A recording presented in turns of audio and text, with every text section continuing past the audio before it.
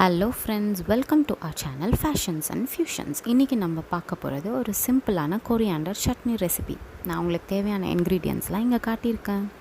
ஒரு பேனில் நான் ஆயில் ஊற்றிட்டு ஜீரா போட்டுட்டு கொஞ்சம் நேரம் விடுறேன். அது ஸ்ப்ளிட் ஆகிற வரைக்கும் கொஞ்சம் டைம் கொடுக்குறேன்.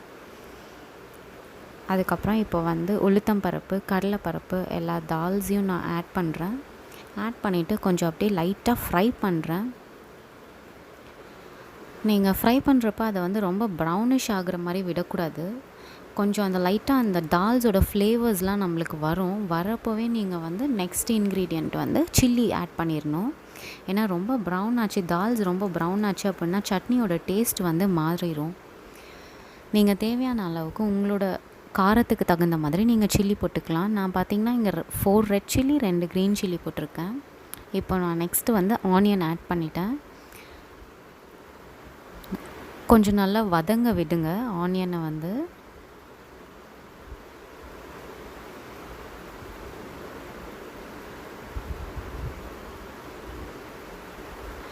ஓரளவுக்கு நல்லா வதங்கினதுக்கு அப்புறமேட்டு நான் கார்லிக் ஆட் பண்ணுறேன்.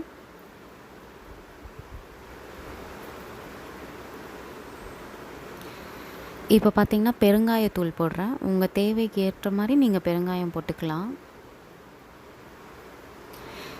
இப்போ நான் கோகோனட்ஸ் ஆட் பண்ணிட்டேன். கோகோனட்ஸ் ஆட் பண்ணதுக்கப்புறமேட்டு நீங்கள் ரொம்ப நேரம் ஃப்ளேமை ஆனில் வச்சுருக்க வேண்டியதில்லை. ஒரு 1 or 2 minutes நீங்கள் வச்சுருந்துட்டு நீங்கள் டேமரிண்ட் சேர்த்திட்டு ஆஃப் பண்ணிடலாம்.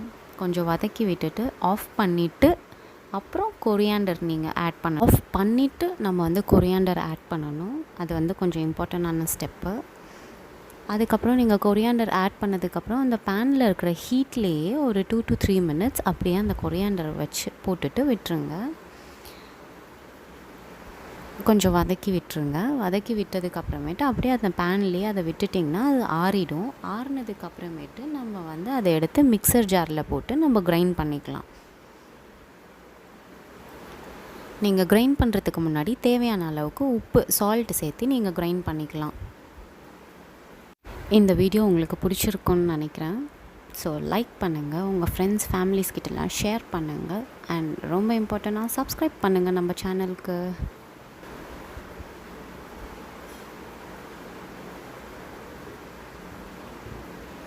முடிஞ்ச அளவுக்கு தண்ணி சேர்க்காமல் அரைச்சிங்கன்னா நல்லா கெட்டியாகவே இருக்கும். சட்னி ரெடி.